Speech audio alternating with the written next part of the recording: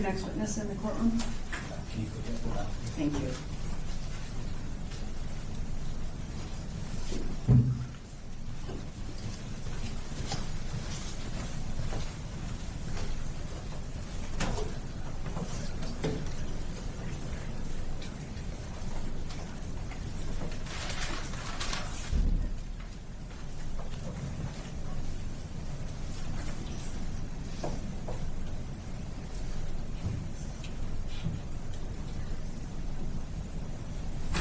All rise for the jury. You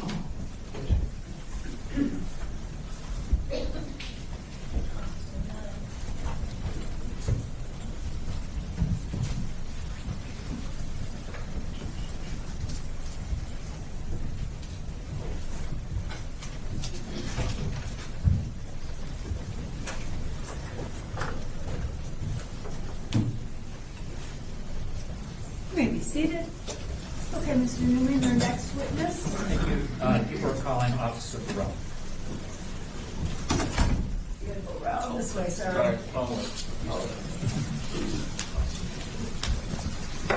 your right hand. You swear to tell the truth, whole truth, nothing but the truth, so help you God. I do. Have a seat. You're under oath. Please state and spell your name. Name is Devon Birrell, Devon Birrell. Thank you. Thank you. Good afternoon, sir. Afternoon. It's Devon Birrell, correct? Yes. Okay. And what is your occupation, sir? I'm a police officer of the City of Warren. All right. And officer, how long have you been a police officer with the City of Warren? With the City of Warren, just over 4 years. All right. And were you a police officer somewhere else prior to that? I was. Where was that? I did 4 years in the City of Detroit and just shy of 2 years in Macomb County Sheriff's Office. Okay. And when you became employed with the Warren Police Department, where were you assigned? That varies. I was uniform patrol as my position, but Right. the actual assigned area changed. Oh, okay. So, but you started with Warren as a patrol officer? Yes, sir. Okay. And are you a patrol officer still at this point? I'm in a different capacity now. Okay.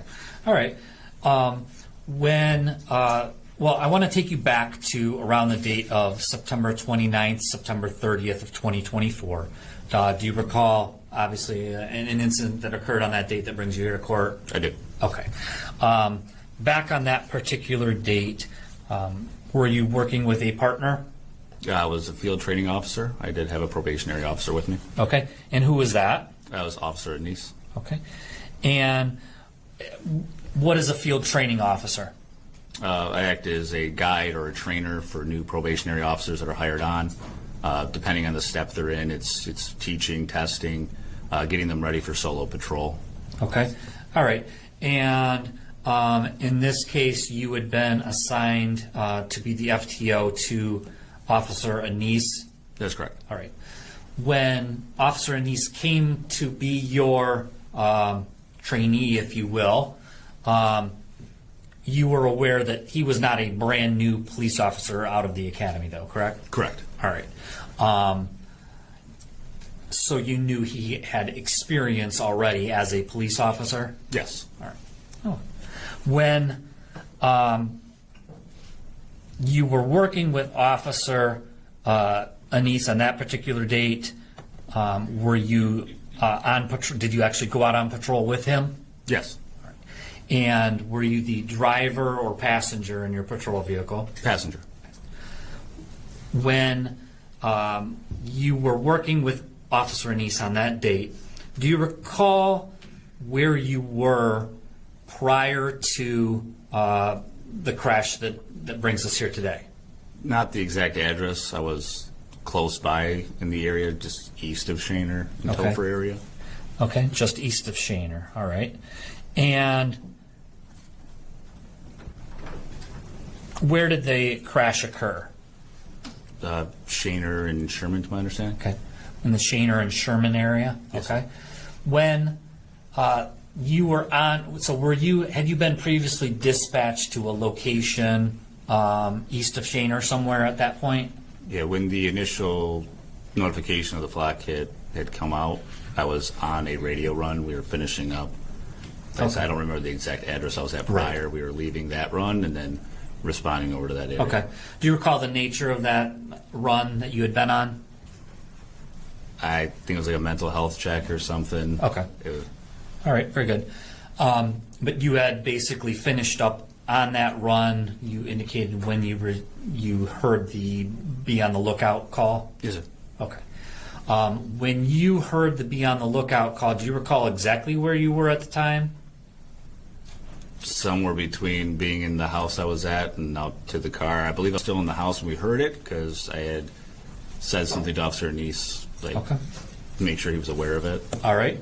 Okay. And do you recall what specific information you were given in that initial BOLO?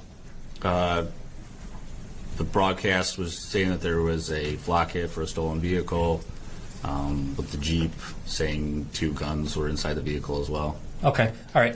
That information, did it come out over just one dispatch, or was that over the course of like several dispatches? I don't couldn't remember? say, yeah. Okay. All right. Obviously, if you heard those, that would help to refresh your memory. Sure. Okay. All right. I'm going to go ahead and play the. Oh, we don't have the TV on. Oh, no, I'm sorry. TV goes to sleep. Yep. Thank you.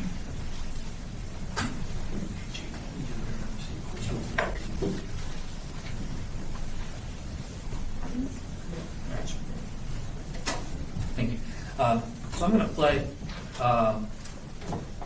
People's Exhibit 1A.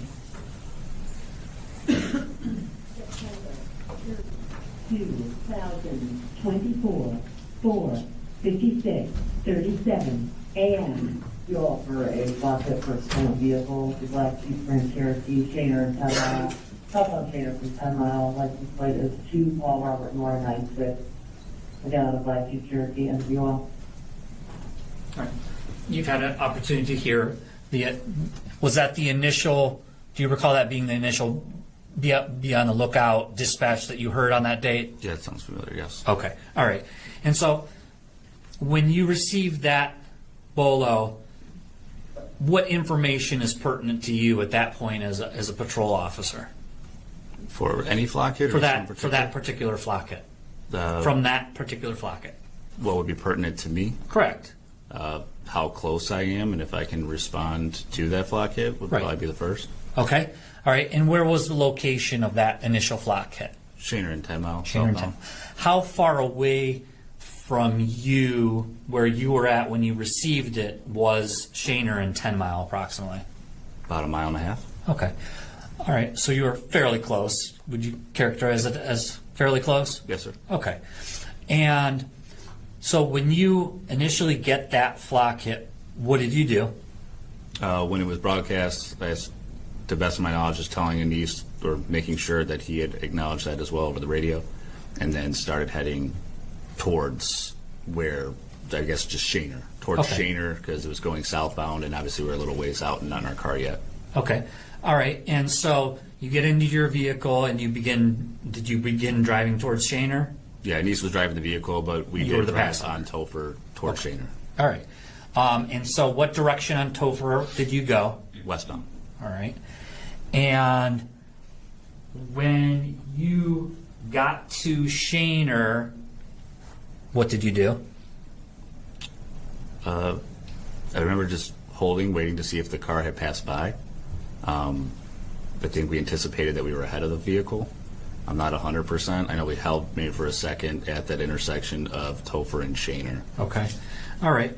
Now, you had gotten that initial dispatch. Do you recall getting other information about that stolen vehicle as well through Yeah, the dispatch? So I guess when I had said originally with the 2 guns, which I guess would be common because they'll give out just the flock hit and then they have to verify the information, make sure that there isn't any suspect information or if there's any other circumstances that people are armed. So that was the second part of hearing that there was 2 stolen firearms in the car. Right. Okay. All right. And I'm going to play for you the next dispatch from, and this would be Exhibit 1B. Okay. September 30, 2024, 4:56:53 a.m. All right. Was that you, officer, in that dispatch? I don't recall what my call sign was. Usually I'm going to be a one-man vehicle with a FTO, but I don't remember my call sign for the day. All right. Do you recall whether, I think it was David 40, do you recall whether you were David 40 that particular evening or morning? I don't believe so. Okay. All right.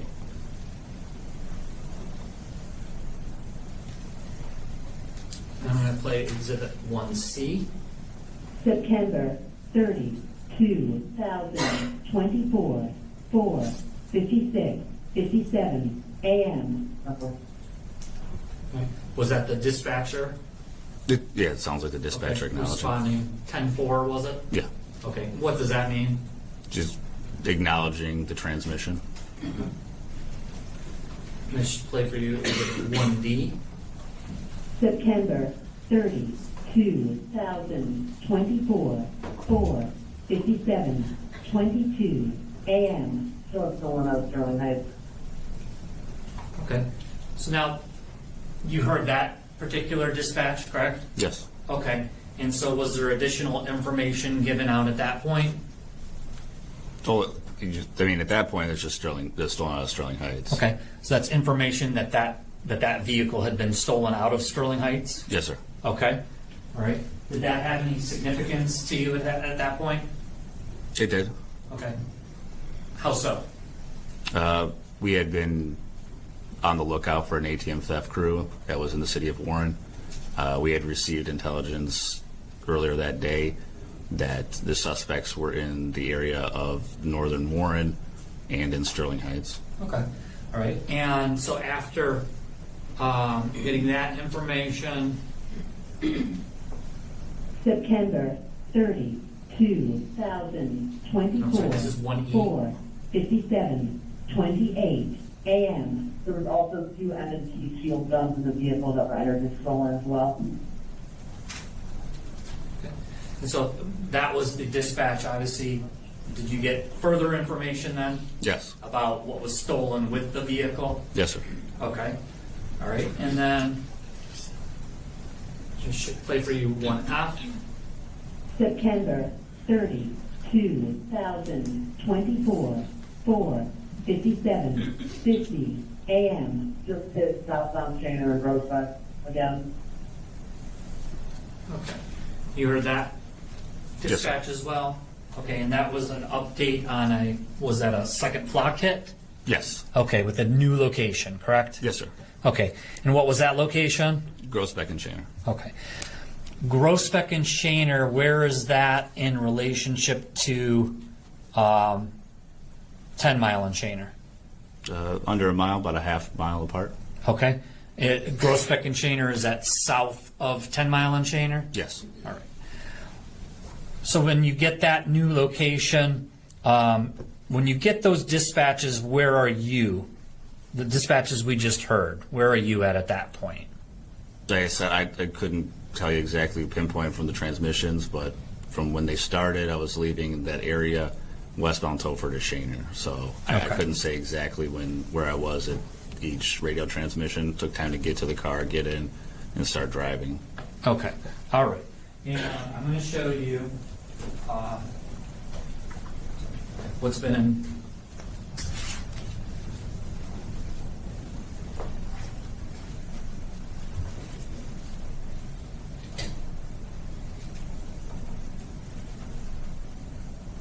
I'm going to show you what's been admitted as People's Exhibit number 2. Do you recognize this area, sir? I do. Okay. And where is this? Marathon gas station be located at the corner of Topher and Schoenherr. Okay. And so with this location, eventually when you began responding to this flock hit, well, let me ask you this. When you responded to the flock hit, you said you went down Topher? Yes, sir. Okay. And what was your purpose for going down Topher? Just to intercept the vehicle if it continued southbound. I don't think I had any knowledge of where anybody else was at that time. Okay. All right. So you were looking for the vehicle to see if you could locate it? Yes, sir. Okay.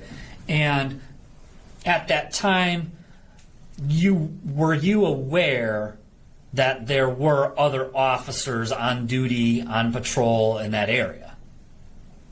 I know like they're assigned to certain areas. I Sure. wouldn't know exactly where they were. Right. You don't have an exact pinpoint Unless location. we can Right. look at GPS, but I didn't have that because I left directly from that house All right. out to the car. But obviously, you're not the only officer on the shift working in that area, correct? No, I mean there's times when people are caught up either at like an arrest or at lunch or they're in the north end, which is they're out Okay. of the game. But there are people that are assigned to that area outside of me. All right. Thank you. Yes, sir. And so, I want to show you this video. Let it play out.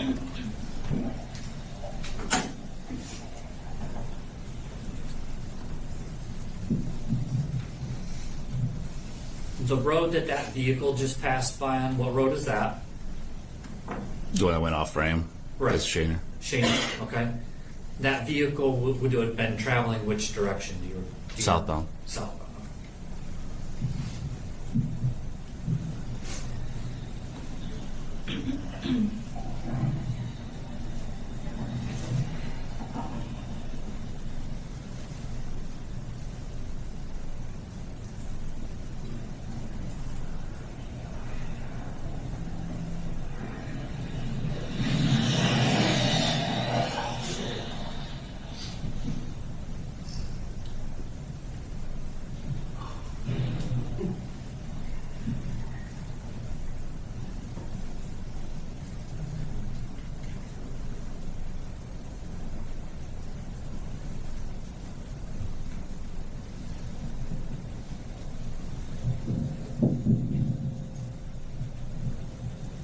Now, officer, do you see the headlights coming from the top of the video?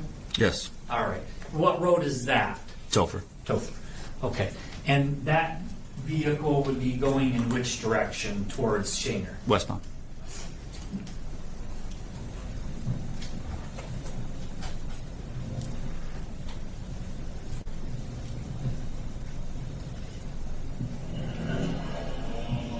Did you recognize that vehicle, sir?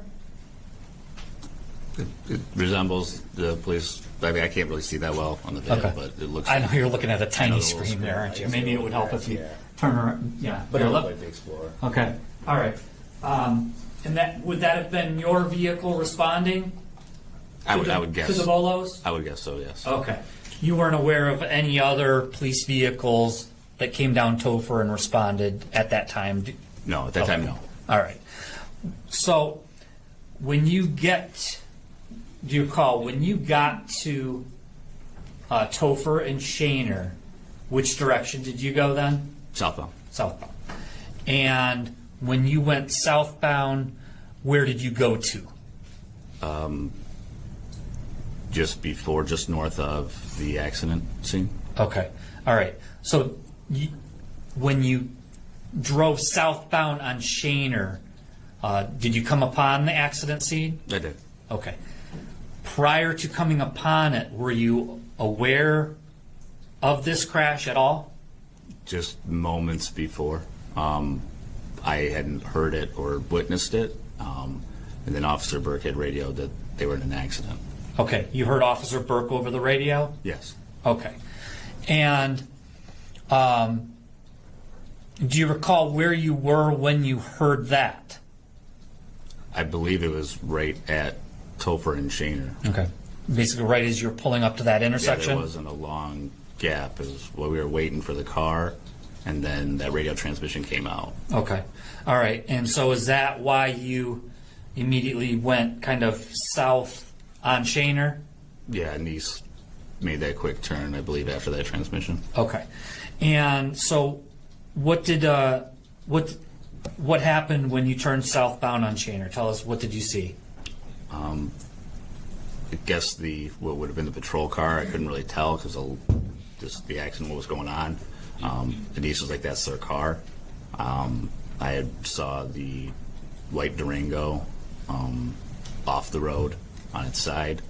Officer Burke had ran from the patrol vehicle and started rendering aid to the occupants of the Durango. Okay.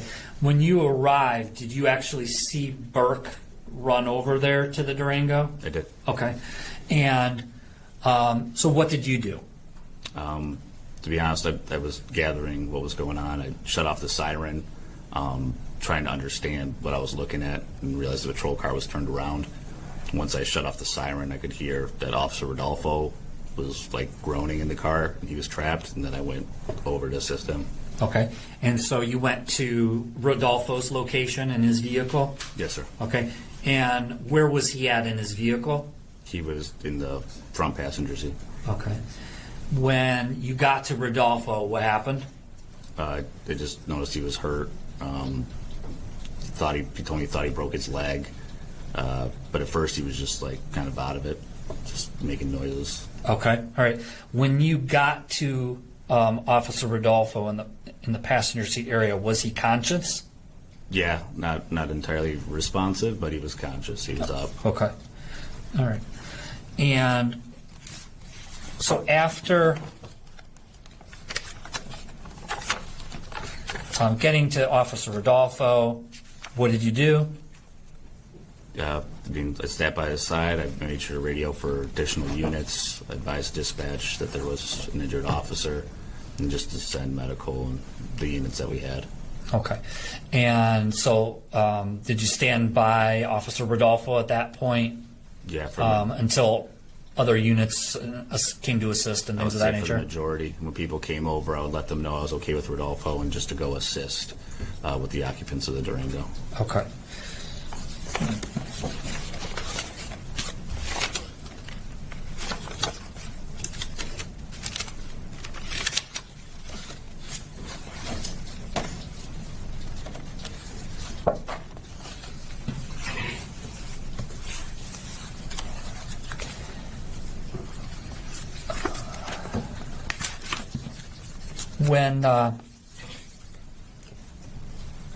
When you first are leaving that prior run that you were on, and you were responding to that flock bolo that was sent out, at that time, were you aware of the Warren Police policy with regards to responding to flock hits? Yes. Okay. And what was your understanding of that policy? That a flock hit, unless we are on something of a higher priority, that we shall make an attempt to make some sort of action. Okay. Right. You're supposed to try and locate it, correct? Correct. All right. And when responding, though, to a when you're pursuing a flock hit, pursuing a vehicle that originates from a flock hit, how is it you're supposed to respond? If you wind up engaging in a pursuit with a flock hit, it depends. A mere flock hit is supposed to be treated as a moderate speed pursuit, and then additional factors just change the circumstances. Sure. If you gain more information specifically about if that vehicle had just been involved in a crime and things of that nature, correct? Correct. Okay. Your Honor, I'm going to object again. We're getting it back into the leading questions. Okay, please. Yep. Go ahead. Bring it back in. Yep. Thank you. When you get these flock hits, though, on that night or that morning of September 30th,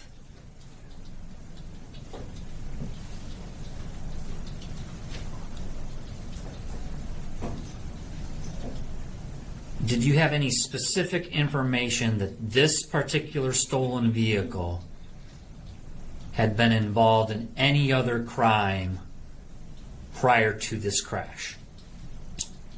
I know that there was information regarding a Jeep with relation to the ATM theft Okay. ring. Let me ask you. So there was information that that type of vehicle was being used? I would say I don't recall if the exact license plate was given out because of how long ago it was. Okay. I do remember the vehicle and that the location that they had the suspects in North Warren and in Sterling Heights. Okay, all right. So,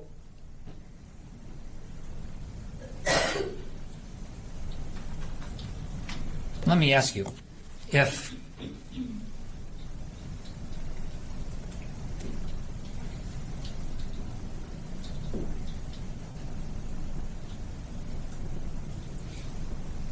no, I'll strike that.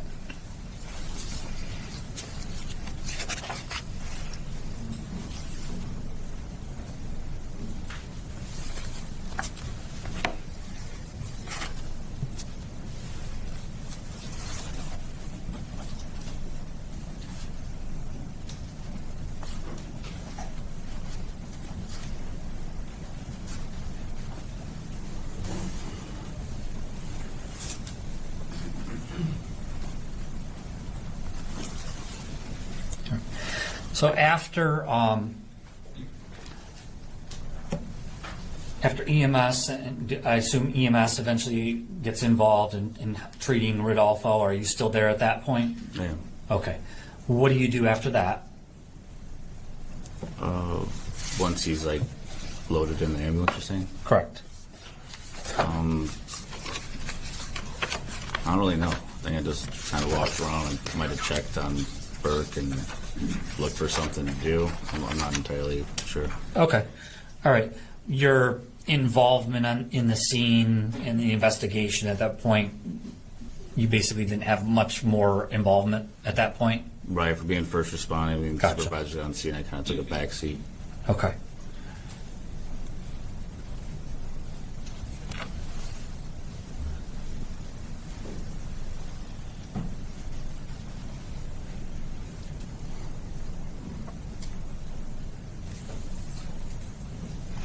Do you remember, did you come into contact with Officer Burke there at the scene at some point?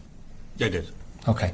And do you recall where that was in relationship to the scene? No, I mean, it had to be close by, but I couldn't say exactly where we were at. Was it somewhere in the vicinity of both of the vehicles? I would assume, but Okay. I'm not for sure. All right.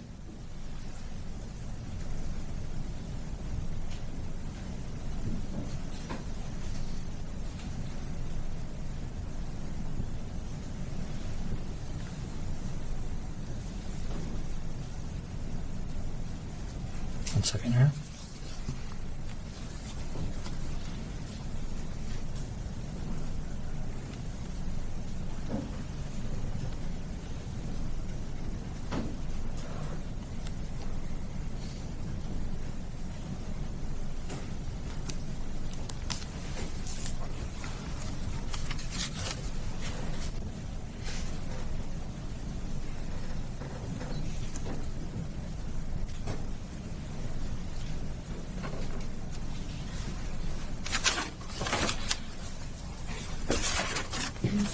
One second.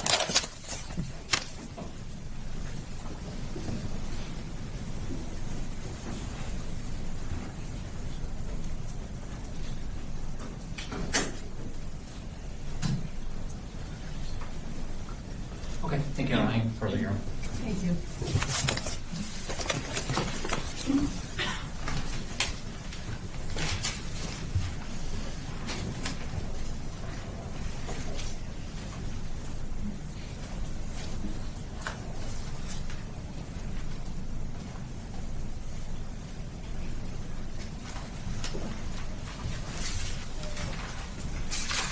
Good afternoon, officer.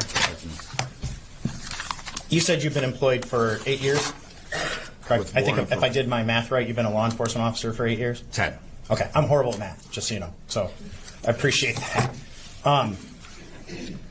10 years. Detroit Police Department, Macomb, and 4 years at Warren. Yes, sir. What's your current assignment, if you can tell me? If not, because it's clandestine, then tell me that, and I won't ask you any further. We'll say that. Okay, all right. So At the date and time of this incident, though, you were on a road patrol officer, correct? Yes. How long had you been a road patrol officer in Warren up to that point of the accident or the collision? That would have been. I'm trying to do the math. I mean, it's got to be around 2 years. Okay, so 2 years you're on the road at Warren, right? Were you assigned to a certain? I know we talked about that you were assigned to not a specific district, but did you? How is the city divided up? Is there like a north and a south, and east and west, or how is it divided? Yeah, there's.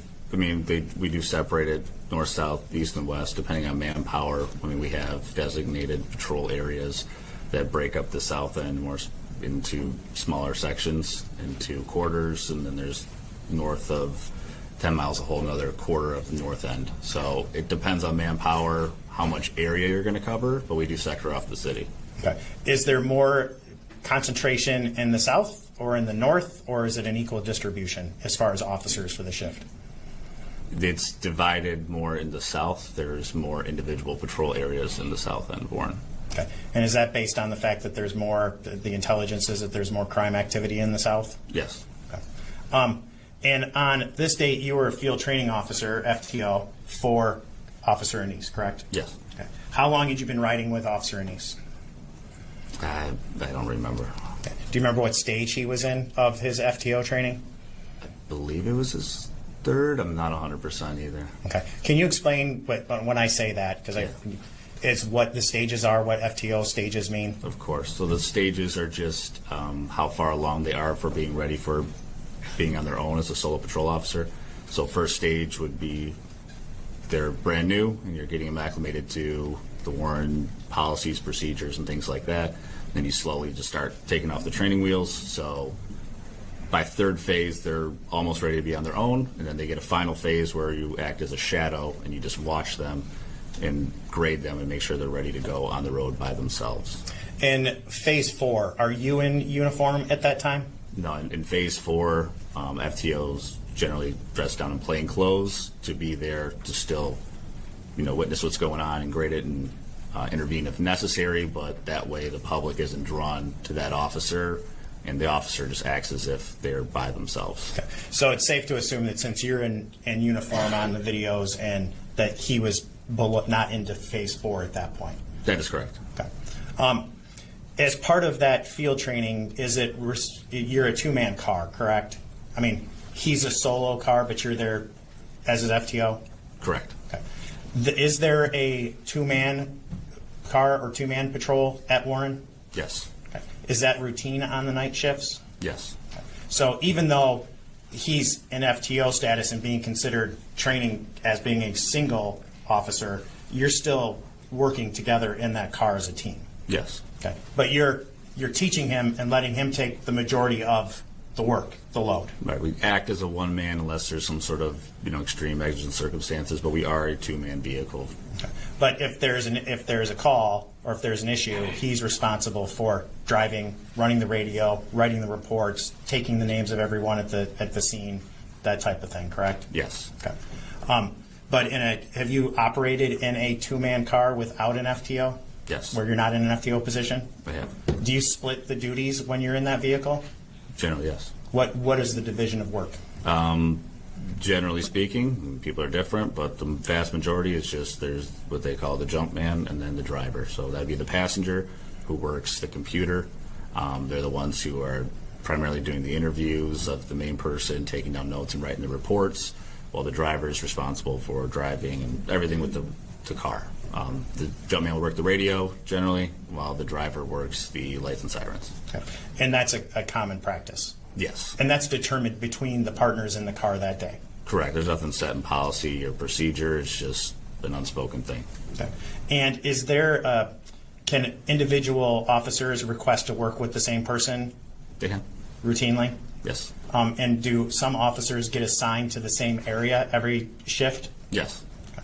And have you done that where you've routinely worked in the same area? Yes. Okay. And you've done that at Warren? Yes. And do you become very familiar with that area that you're working? I do. And that in regards to you don't need to know street signs, you know which direction to go, where addresses might be the quickest way to get to them? Correct. Okay.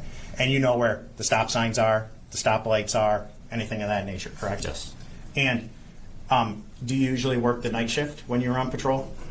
Absolutely. Okay. Have you ever worked the day shift in Warren? Yes. Okay. Have you noticed the traffic is different between the day shift and the night shift? Very different. What's the difference? Just a lot of traffic during business hours. Just a lot of businesses and people commuting, so it's heavier traffic during the day, and by night it's significantly less. Okay. What about between the hours of like 3 and 5 a.m.? What is the traffic like? Very next to none. Okay. Now, on this night, did you, because this incident happens around 5 o'clock in the morning, did you note the level of traffic in the area that you remember? I don't remember seeing cars at all, really. It was pretty low traffic. Right. At least where I was coming off of, it's Topher. It's pretty dim. You can see all the way through East Point and all the way almost to Groesbeck, and I don't remember seeing, I mean, I'm sure there was some cars that passed by, but nothing that stood out. Let me ask you this question. How familiar are you with the in-car cameras, the cameras in the vehicle that do the recording, your dash cams? I mean, I guess to the level that they show us how they operate. Okay. Do you watch dash cam videos? Yes. Okay. And you've watched your dash cam videos? Yes. Have you seen where your dash cam doesn't capture what you actually see with your eye? Yes. It doesn't capture everything, correct? Correct. All right. So just because something's not on the dash cam doesn't mean that you didn't personally observe it. Correct. Now, on this, let's back. Mr. Newman asked you about policy and asked you about the flock policy, correct? Yes, sir. And you said that it was to moderate speeds unless there's supporting information, correct? Correct. So we look at the totality of the circumstances of a flock hit and making the determination, Yes. whether to use moderate or high, Yes. right? Because the policy says high, Correct. correct? Do you know the definition of what your policy is, what the definition of a pursuit is? I probably couldn't do it verbatim, but it's the attempt. If I showed you the policy, would that refresh your recollection? Yeah, I mean, if I'm going to read it for the recite, I know the gist of it, but Okay. Well, if you want to give it a shot, then we'll go. I'll definitely give it a shot. But Okay. for a pursuit, it'd be the fleeing violator has to be actively trying to avoid being apprehended by the police putting on a stop. Okay. So, if I understand what you're saying is that a cruiser would have to pull in behind that car, Correct. activate its emergency lights, Correct. and then that vehicle would actively flee the law enforcement. Yep. And That- that says about increasing speeds or other violations. So they have to And be that's actively what it avoiding. clarifies as a pursuit. Correct. Okay. Have you conducted traffic stops? I have. And when you do those traffic stops, immediately when you observe the violation, do you turn on your emergency lights? No. Why not? Depends whether it's safe to stop there. If there's information that needs to be verified, if I'm waiting for backup, it's highly circumstantial. If you were to observe a stolen vehicle that you see, would you just, as soon as you see it, immediately activate your emergency lights? No. What would you do? I would analyze it too. Was there any supporting information with it being stolen? That's after confirming it's actually stolen, and then call for backup. Plenty of times we follow a stolen vehicle and wait until there's additional units in the area because stolen vehicles tend to flee. Okay. If the vehicle is a distance in front of you, would you attempt to catch up to that vehicle? I would. Would you want to verify that that is the vehicle, in fact, that is the subject of the flock hit? Yes. And once you got caught up to that vehicle, would you immediately activate your emergency lights? No. Why not? Again, that safety goes out the window. Not making sure what you have in front of you, and you got to be able to do it safely, especially if it's a stolen vehicle, where they could be armed, they could be dangerous. We don't know how many people are in that vehicle either. Especially in my role with an FTO car, I would never have a solo officer do it, but even with two, you don't know who's in that car, especially in the darkness of night. It could be 4 or 5 people. Now, we talk about the totality of circumstances and speeds and what can be a moderate speed and what different speeds are. Is when you're trying to catch up to a vehicle that is, you believe or has been identified that might be that stolen vehicle, are you going to drive the speed limit? No. Are you going to drive faster than the speed limit? Yes. Are you going to drive a speed necessary to catch up to that car? Yes. And based on that, would you have activated your emergency lights during that time, catching up to that car? Circumstantial, but at times, no. Okay.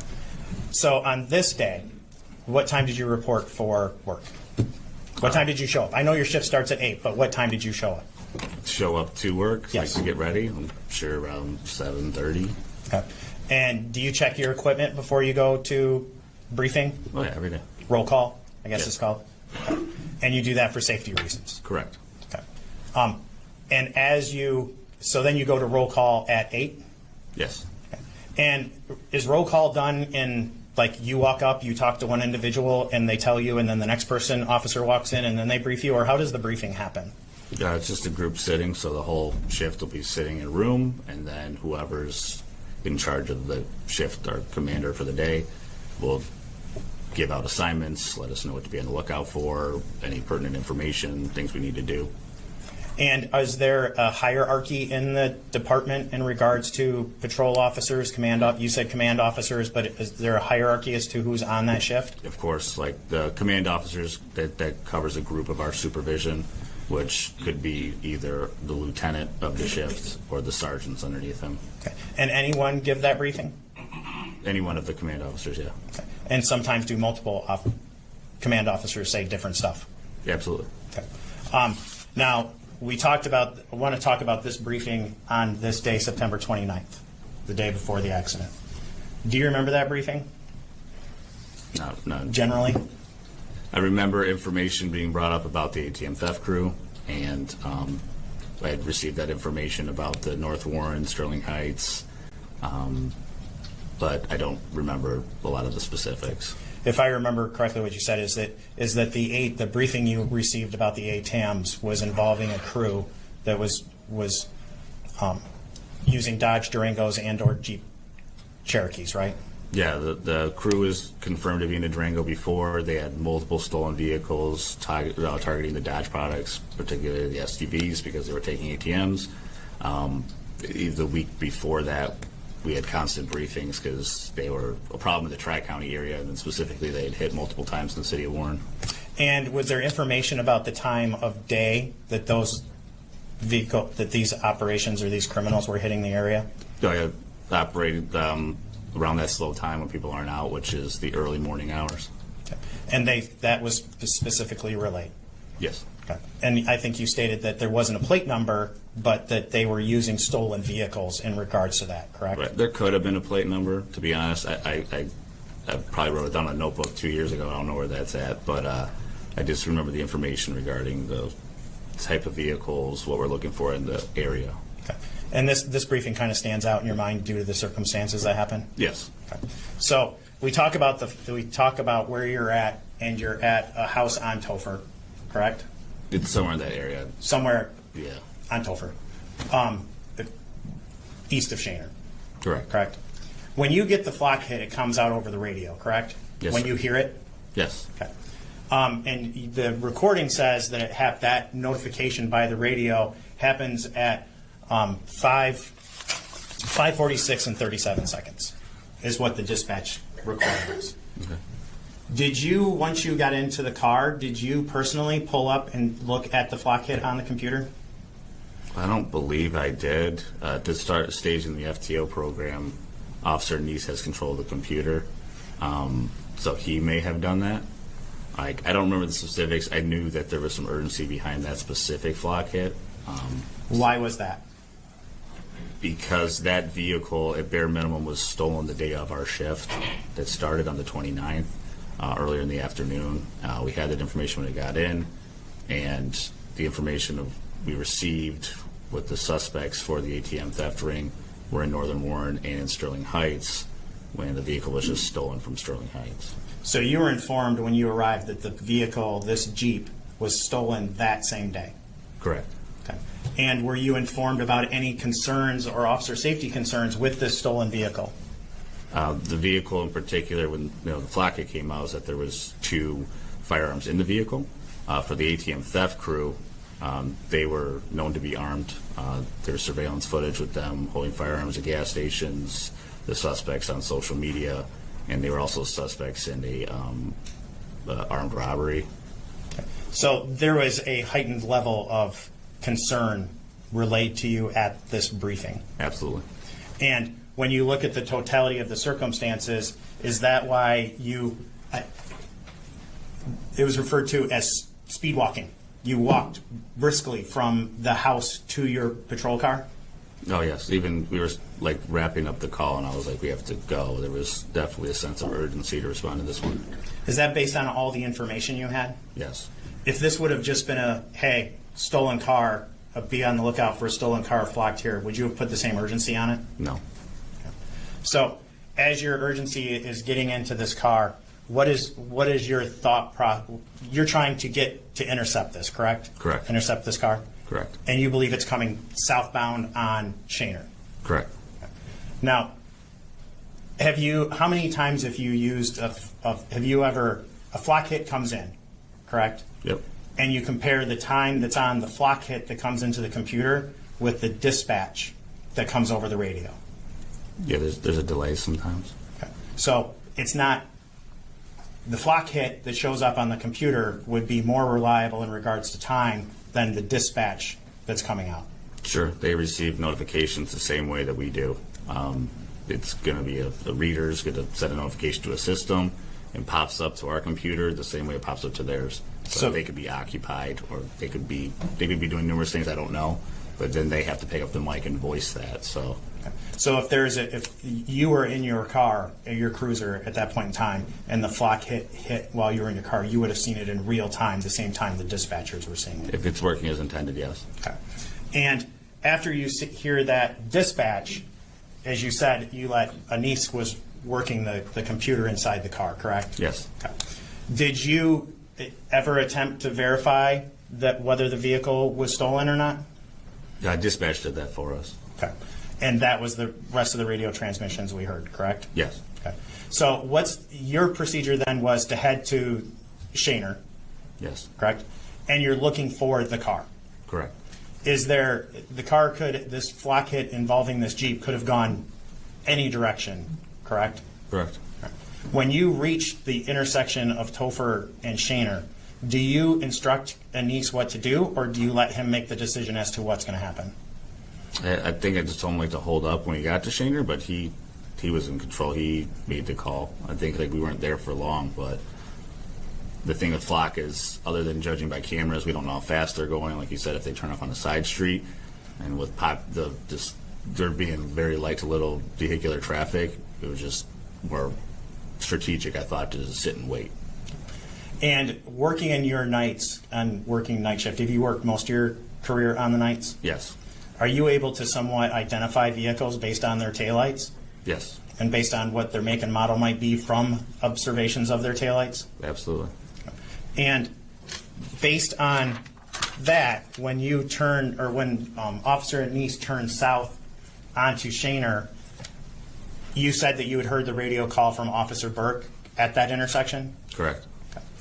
And do you know how long it was between the time that Officer Burke went through the intersection at Topher and Schoenherr and that you arrived at Topher and Schoenherr? No. Okay. So you never saw Officer Burke go past you. I did not. Did you see any other vehicles go southbound on Schoenherr prior to you turning south on Schoenherr? I don't think so.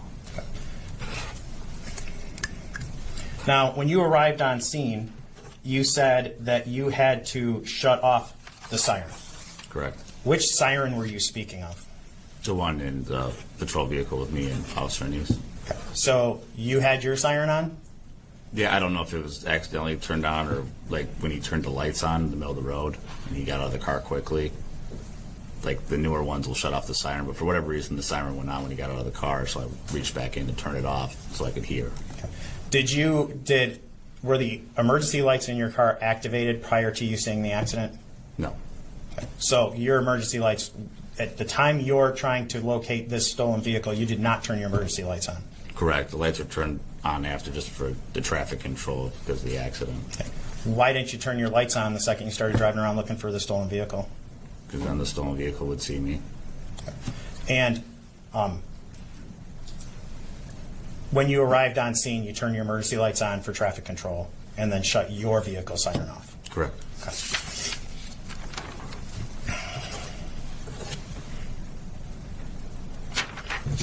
Just one moment, Your Honor. Nothing further. Mr. Newman? Thank you.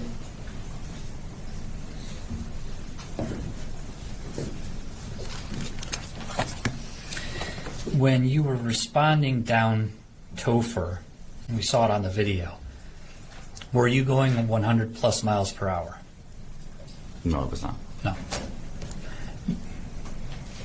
Were you exceeding the speed limit by a little bit, though? I couldn't say. You were not driving, correct? I wasn't So you driving. didn't have access to the speedometer, right? Correct. Okay, all right.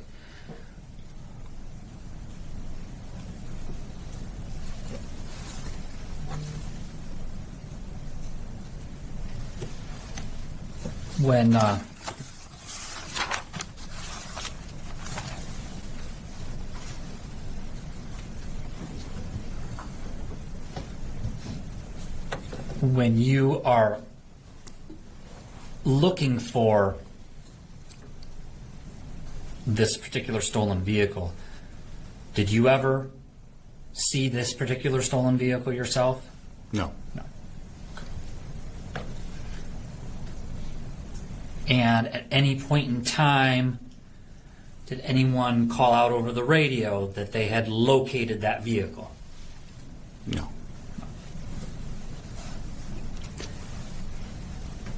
So to your knowledge, no one was actually in pursuit of that vehicle, correct? Correct.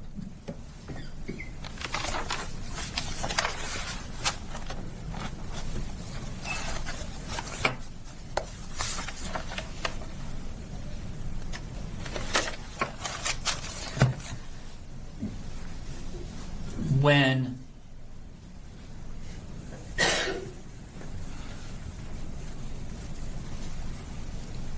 you got to Topher and Schoenherr,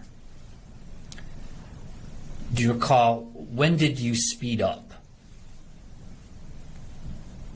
I believe it was right after the radio transmission Okay. The radio transmission of what? of Officer Burke saying he was in an accident. Okay. So it was only after the accident that you and Officer Anis's vehicle sped up with more urgency, correct? That's how I recall. I don't know if Okay. he observed anything, but it happened like All right. that for me. Sure.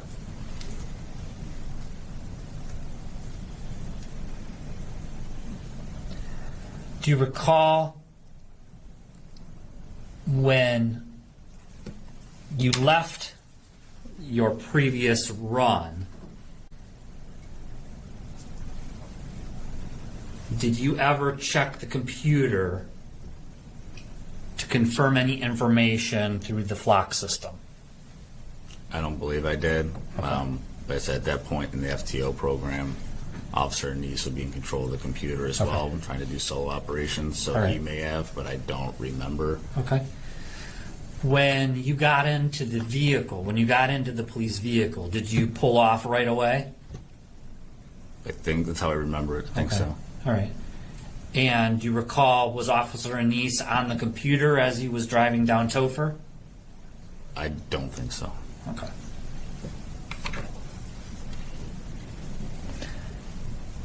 So as you're going down Topher, if Anis wasn't on the computer and you didn't check the computer, you're going based on only the information that's given to you over the dispatch, correct? Through the BOLO. Correct. Okay.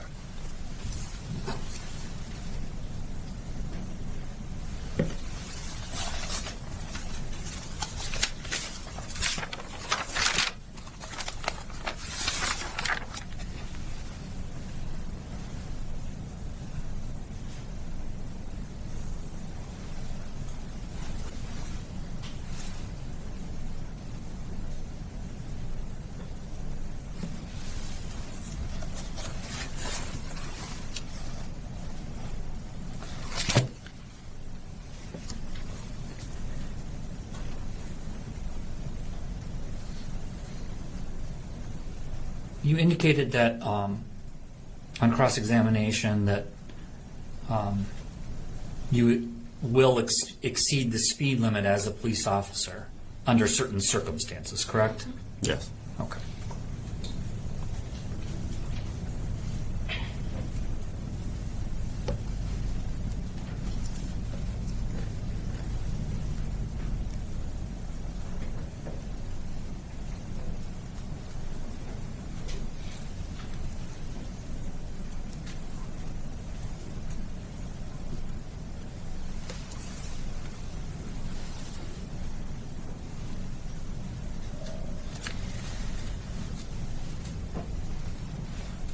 Is there anything that prevents a police officer, whether you're when you're driving a police vehicle, is there anything that prevents a police officer from flipping on their lights when there are other cars in the area to warn them that they are in the area?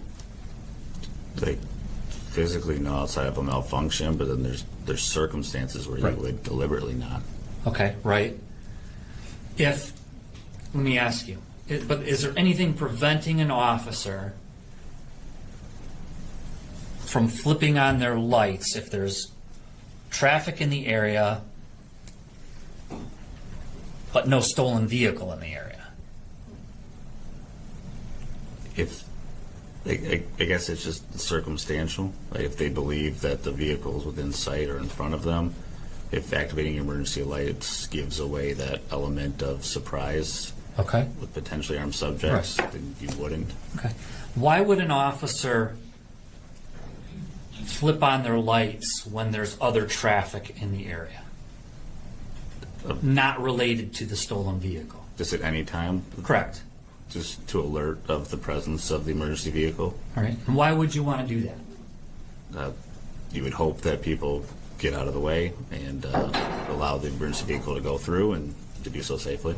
Okay. Because you want to do so safely without. Do you want to hurt the other people on the road? Objection, Your Honor, argumentative.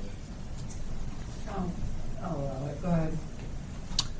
Using the lights and sirens, it's to make sure you get everyone's attention.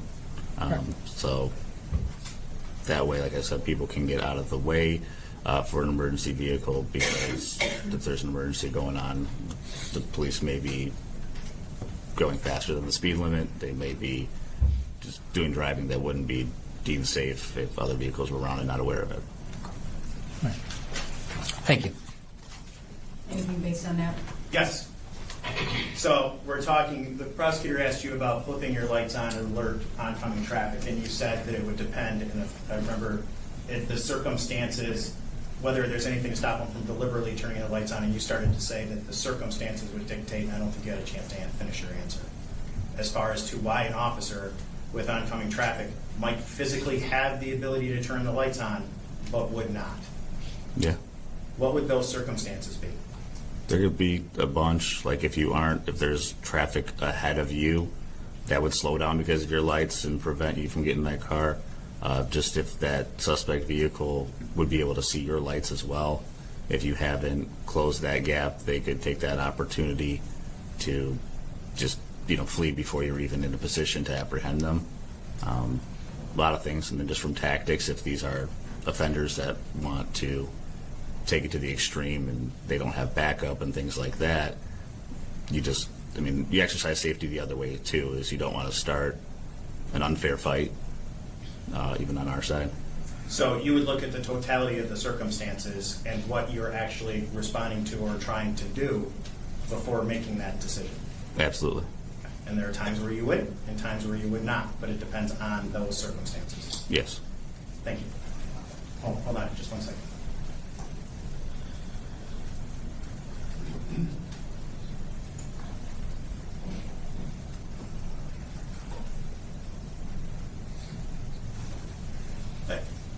The prosecutor asked you about speed. Are there times where you have done, in this case, trying to catch up to a vehicle without your lights on, where you've done 70 miles an hour, Yes. 80 miles an hour, Yes. 90 miles an hour? Probably. Okay. Thank you. All set? Thank you. You may step down. Thank you, Judge. All right, your next witness. Thank you.